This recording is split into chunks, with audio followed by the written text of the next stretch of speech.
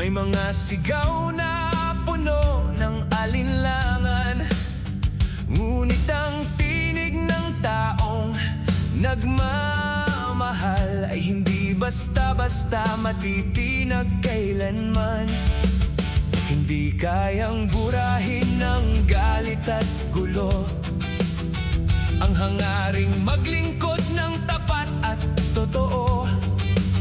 Sa bawat laban, sa bawat hamon, may paniniwala